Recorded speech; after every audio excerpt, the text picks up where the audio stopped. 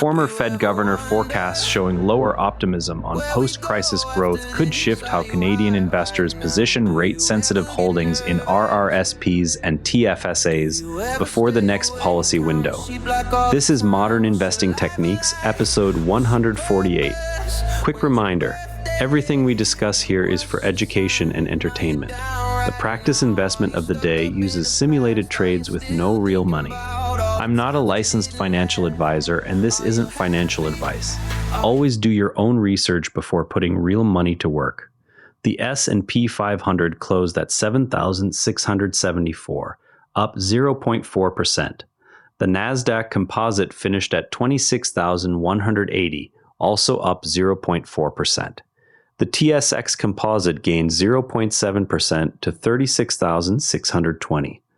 Kevin Warsh's archived forecasts from 2007 through 2011 showed he consistently saw less productive capacity and a higher unemployment floor near 6.2% than his peers.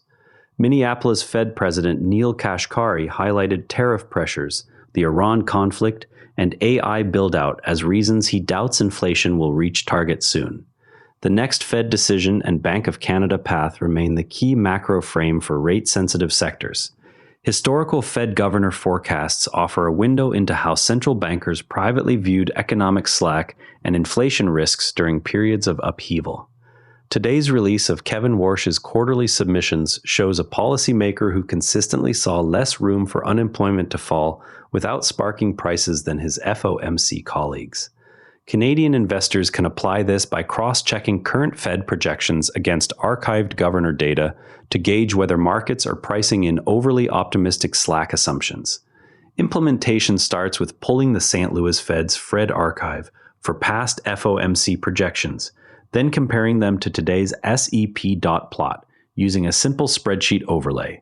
The approach worked best in the 2010 through 2013 period, when actual unemployment undershot the Fed's own estimates, rewarding those who positioned defensively early. Risk lies in overweighting one governor's view when the committee ultimately decides.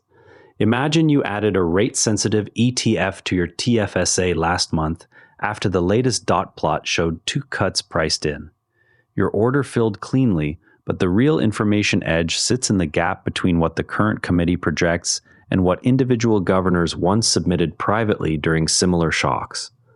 Warsh's post-crisis submissions, released only after he left, show he placed the sustainable unemployment floor near 6.2%, while peers saw more slack.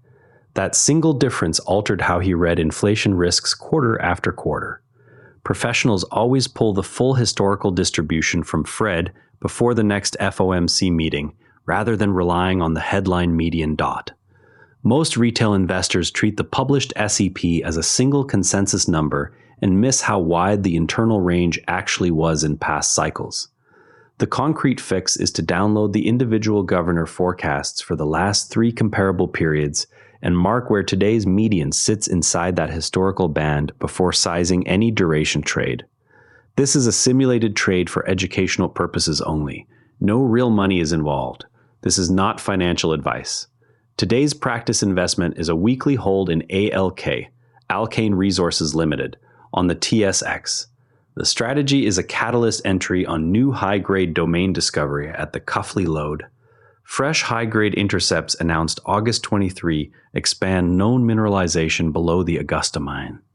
Price action remains above the 50-day moving average on daily charts, with volume running near the 20-day average.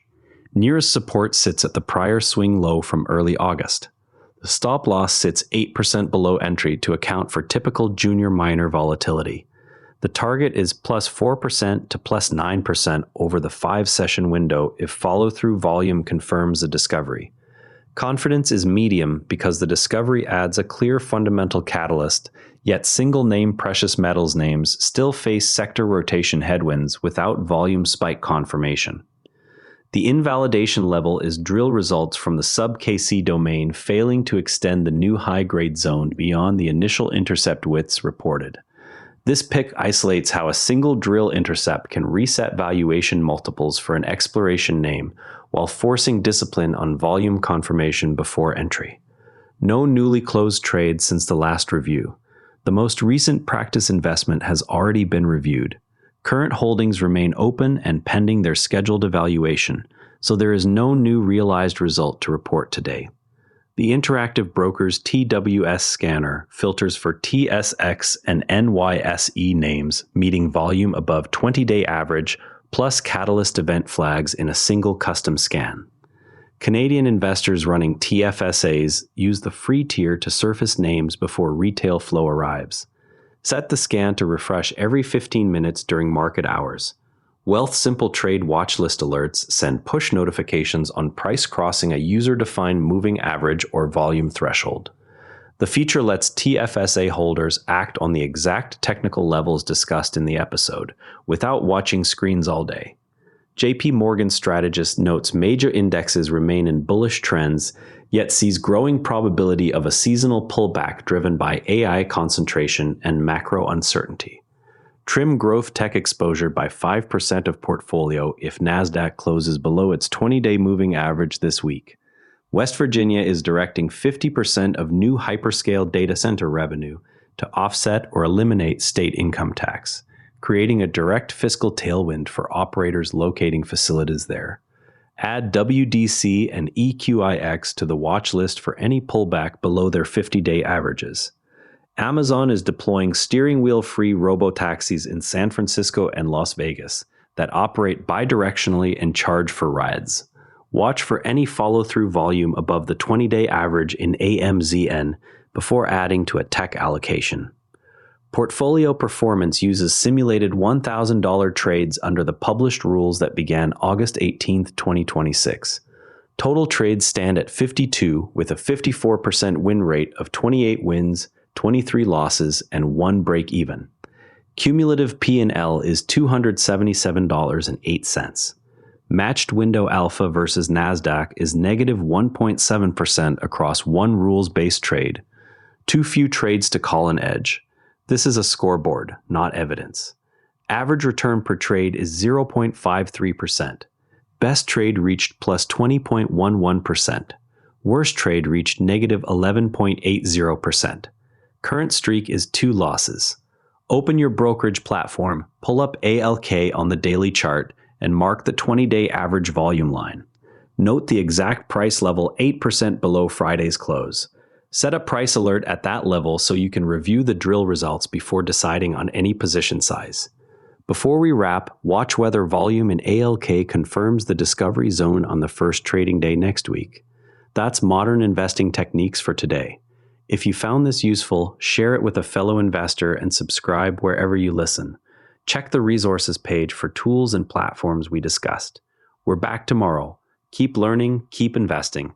And if you'd rather watch than listen, find us on YouTube at NARA Network. Links in the show notes. This show comes to you from the NARA Network. If you want another sharp daily briefing, Offshore North has you covered. Offshore ocean racing explained every Monday with a Canadian angle. All our shows are free at naranetwork.com. And on the website, every episode's visuals live in our free image gallery at naranetwork.com gallery. Royalty-free under Creative Commons. Download with attribution. This episode used AI voice synthesis of my voice. Editorial selection and analysis are my own. Do you ever wonder where we go after this? Are you high right now? Do you ever get nervous? Do you ever stay awake, counting sheep like all the time? What's your life like? What's your purpose? When's your birthday? What's your sign? Are you down right now? Are you stuck up in the past? Are you still thinking about all the times that you didn't last?